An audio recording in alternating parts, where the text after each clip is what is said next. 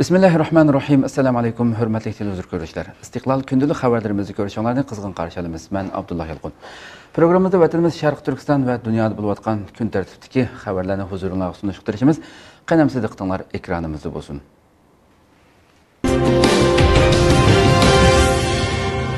Jim McGovern o'zining Uyg'ur va Tibetlar bilan bir safda ekanligini bildirdi. 15 may kuni Washington Universitetining o'quvchilari Uyg'ur kishilik huquq haftaligi temasida to'r yig'ini uyushtirgan bo'lib, bu yig'in Amerika parlamentidagi yuqori darajalik amaldorlar va mutaxassislar bilan universitet o'quvchilarini to'rda uchrashtirish, shu orqali Amerika o'quvchilarining Xitoy rejimining Uyg'urlarga yurgizayotgan ig'ir kishilik huquq dafsandachiliklari haqidagi tunishini oshirishni asosiy maqsad qilgan. Bu to'r yig'ini 3 guruhga bo'linib o'rinlashtirilgan bo'lib, yig'in qatnashchilari Xitoy rejimining Sharq Turkistonda yurgizayotgan yuqori texnikalik nazorat qilish siyosati, majburiy emgak siyosati va Amerika Kengash palatasi 14 may kuni ma'qullagan Uyg'ur kishilik huquq siyosati qonun loyihasi 2020 qatorliq temalar bo'yicha muhokama elib berilgan. Mazkur yig'inda Amerikaning diniy ishlar alohida elchisi Sam Brownback echilish so'zi qilib, navbatda Sharq Turkistonda yuz berayotgan ig'ir zulmlarga qarshi turishni maqsad qilib, bu yig'inni o'rinlashtirgan yoshlarga alohida rahmat aytaman. Sharq Turkistonda 1 milliondan ortiq Uyg'ur qatorliq yerlik musulmonlar yig'ib olish lagerlarida tutib turilmoqda. Navbatda bu rayon butunlay soqchi davlatiga aylantirildi. Kishilarning har qanday harakati ko'z tutildi. Bu rayondagi yerlik madaniyat buzg'unchilikqa uchrayotdi. Xitoy rejimi rayondagi diniy e'tiqodni, maktablarni, hatto mozorliqlarni vayron qilyotdi deganlarni bildirdi. U yana so'zda Xitoy Uyg'urlarning hayotini kontrol qilish, bo'libmi diniy hayotini butunlay vayron qilish orqali rayonni xitoylashtirish qadamini tiziltyotdi. Ular bu orqali rayondagi kontrollikni osonlashtirmoqchi, bu butunlay xato deganlarni bildirdi. Yig'inning xulosa qismiga Amerika Kengash palata a'zosi Jim McGovern qatnashdi va o'quvchilarning Uyg'urlar uchun qanday amaliy harakat qilganligi haqidagi savollarga javob berdi. U so'zida birinchidan 14 may Amerika Kengash palatasi Uyg'ur kishilik huquq siyosati qonun loyihasini ma'qulladi. Biz eng qisqa vaqtda prezidentning ma'qulligidan o'tkazishga tirishamiz. Ikkinchidan Amerika hukumatini Magnitskiy qonuni orqali Xinjiangga qatorliq Uyg'urlarga zulm solgan Xitoy amaldorlarini jazolashga chaqirdik. Üçüncüden mecburi emgakka chetishliq bo'lgan mahsulotlarni kirgizishni cheklashni o'ttirg'a qo'ydik. To'rtinchidan Kengash palata a'zosi Marco Rubio bilan birlikda Amerika Davlat Majlisida yer shari ta'minlash zanjirida mecburi emgakni cheklash haqida qonun loyihasi sundiq. Keng ko'lamlik mecburi emgakka selish insoniyatga qilingan jinoyatdir. Oldimizdagi mezgillarda bu qonun loyihasining qonun bo'lib tasdiqlanishi uchun barliq tirishchanliklarni ko'rsatamiz deganlarni bildirdi. U so'zda yana men Xitoyning rejimi ostida o'zlarining diniy hayotini erkin yashayolmayotgan, tilini erkin so'zlayolmayotgan Tibet qatorliq millatlar bilan bir safdaman deganlarni qo'shib qo'ydi.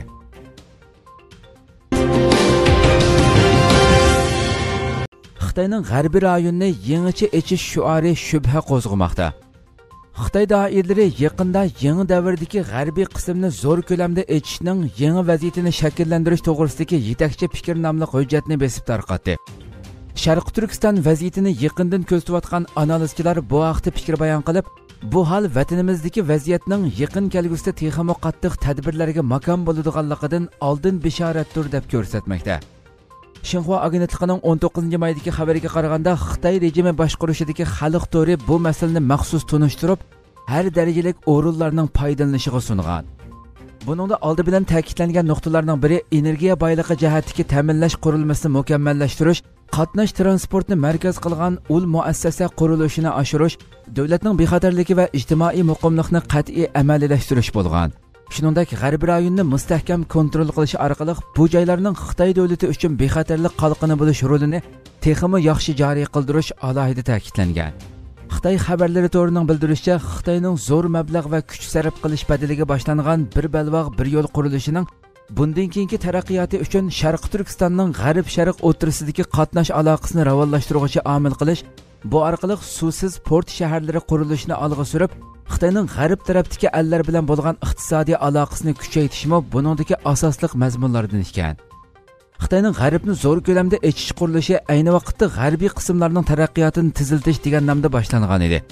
Ammo buning mohiyati g'arbiy qismdagi ko'mir, neft, tabiiy gaz qatorliq energiya bazalarini qazishdagi ko'lam va miqdorni oshirish bo'lganligi oradan ko'p o'tmay oshkora bo'lgan edi. Muhojiratdagi bir qism analizchilar mushu ahvolga asosan Xitoy rejimining bu qitimqi yangi hujjatini Xitoyning sharq tarafdan hujumga uchrab qolsa, Xitoy uchun kerakli bo'lgan energiyani g'arb tarafdan kafolatga ega qilish planining bir qismi deb qarayotganligi ma'lum.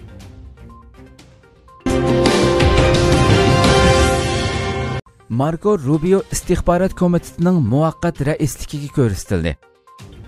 Amerika Davlat Majlisining Kengash palatasi qarmog'idagi istixborot komitetining 18-may kuni sobiq rais Richard Burning iste'fonomasini topshirgandan keyin Kengash palata a'zosi Marco Rubio mazkur komitetining muvaqqat raisligiga ko'rsatildi. Bugungi Amerika xabar agentligining 18-maydagi xabariga qaraganda, istixborot komitetining raisini Kengash palatasining asosli rahbari bekitadigan bo'lib, navbatdagi rahbar Mitch McConnell buningdan bir kun ilgari bu qarorni chiqargan. Ko'pchilik buni nihoyatda joyida ish bo'ldi deb qaraydiganligini bildirgan. Mitch McConnell bu munosabat bilan so'z qilib, Marco Rubioning allaqachon sinoqlardan o'tgan rahbarlik qobiliyati tabiiy holda uning bu o'ringa muvofiq kishi ekanligini ko'rsatib turmoqda dedi. Ma'lum bo'lishicha, Kengash palatasi istixborot komiteti 1976-yilda qurilgan bo'lib, Amerika hukumatining istixborot xizmatlari va faoliyatlarini ko'zitish, Kengash palatasiga bu sohaga munosabatli qonun loyihalari va dokladlarni sunishga mas'ul ekan. Odatda komitet tarkibida 15 kishi bo'lib, bular istixborot dokladlari, xamjot va istixborot faoliyatlarini taftish qildi ekan. Shundaqla qarorlik turda bu jihatdagi guvohlik berish yig'inlarini uyushtirdi ekan. Yaqinqi mezgillardan buyon Kengash palata a'zosi Marco Rubio o'zining Xitoy rejimini keskin tanqidlashi, shuningdek Uyg'ur kishilik huquq siyosati qonun loyihasini tunishtirishi bilan axborot vositalarida ko'rilish nisbati eng yuqori bo'layotgan siyosiy yo'llarning biri bo'lib qolgan edi. Uning bu qatim mazkur komitetning muvaqqat raisligiga ko'rsatilishi ko'plagan kishilarni mamnun qildi. Peter Navarro Xitoyning dunyoga virusning urug'larini terayotganligini bildirdi.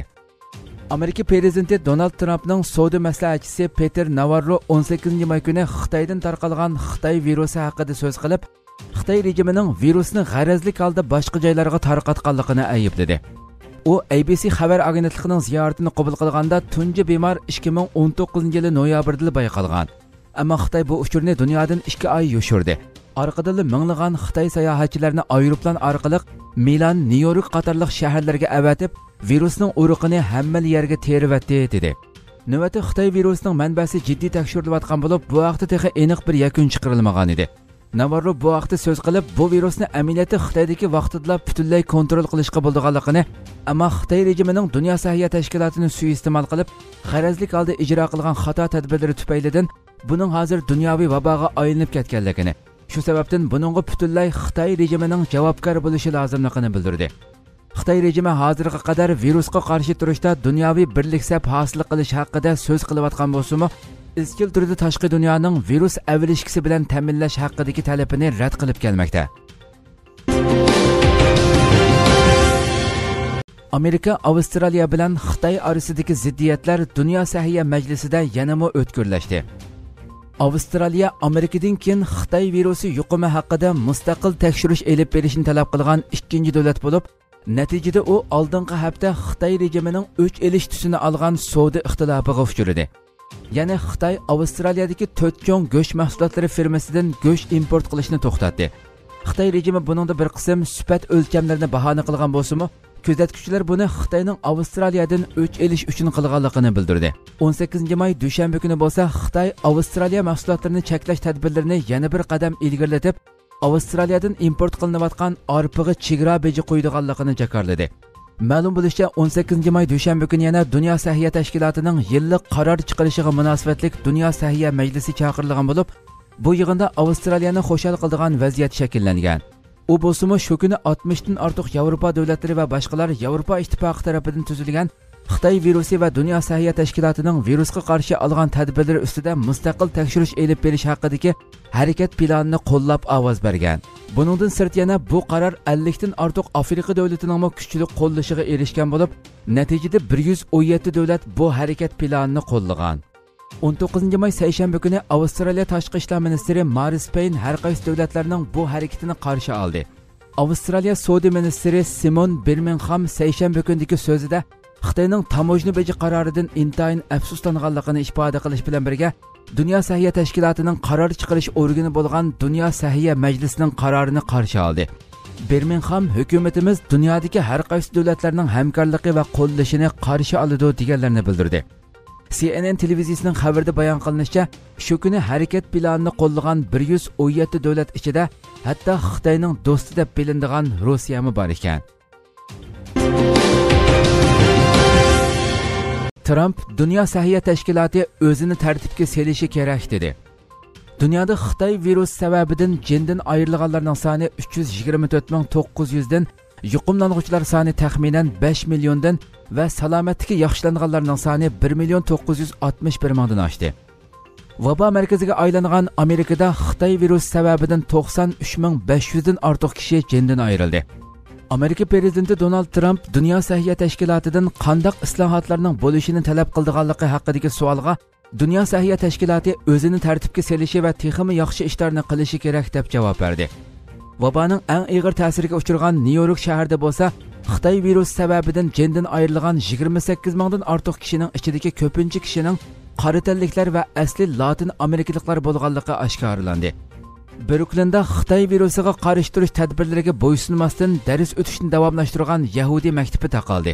Vaboning Yevropadagi markaziga aylangan Angliyada yaqinqi 24 soatda Xitoy virusi sababidan jindan ayrilganlarning soni 545 kishi eshib 35341 ga chiqdi.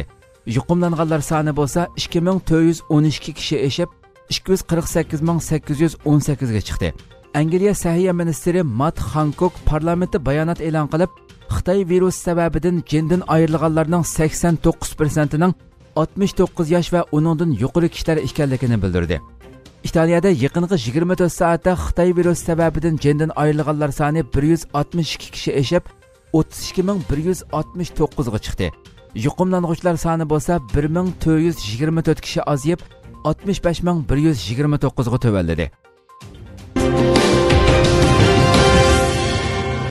Xitoy Amerikaning Dünya Səhiyyə Təşkilatını isloh qilish chaqiriqiga inkos qaytardi.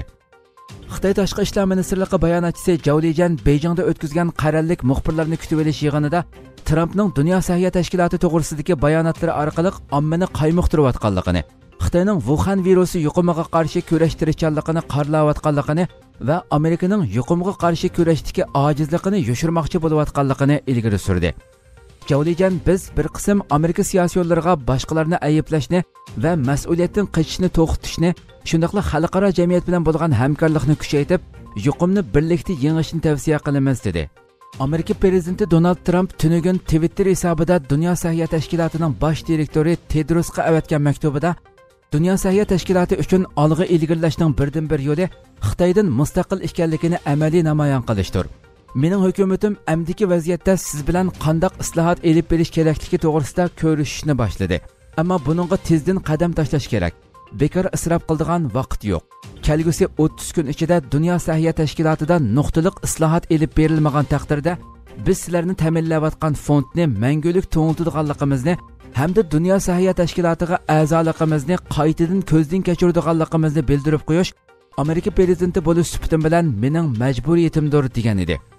Trump 14 aprelda Dünya Səhiyyə Təşkilatını yuqumga qarshi kurashda mag'lub bo'lish va Xitoyga yaqinchilik qilish bilan ayblab, Amerikaning bu tashkilotga qilayotgan iqtisodiy yordamini to'nglatganligini jakarlagan edi. Ozarbayjon armiyasining harbiy manevri boshlandi. Ozarbayjon armiyasining 10 ming askar qatnashgan keng ko'lamlik harbiy manevri boshlandi.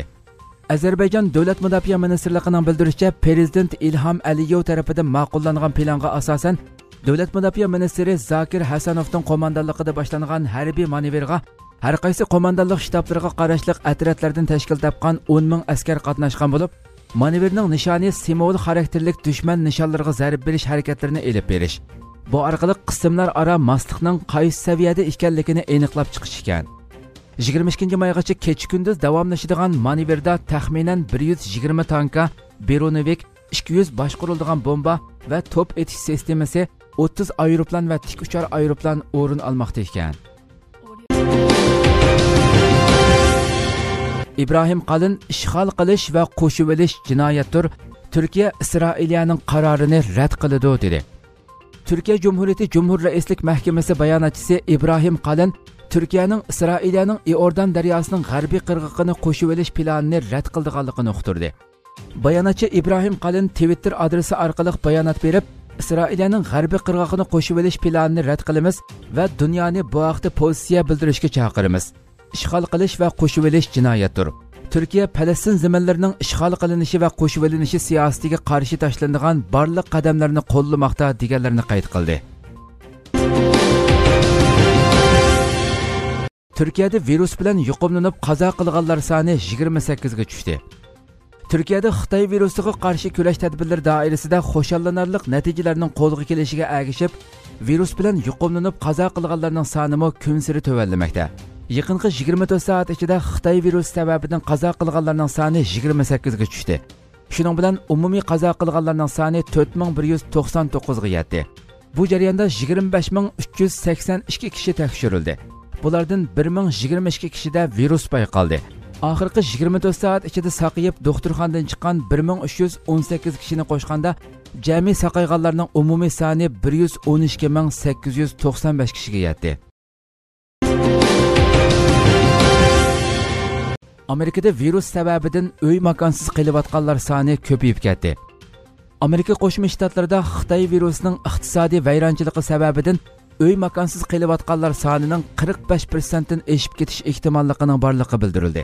Kolumbiya universiteti tarafidan elib berilgan tadqiqot natijasiga asoslanganda Xitoy virusining keng tarqalishi millionlagan kishining ishsiz qolishini keltirib chiqarayotgan bo'lib, buning natijasida ko'chalarda yashaydigan uy makonsizlar sonining ko'payib ketish xavfi bor ekan.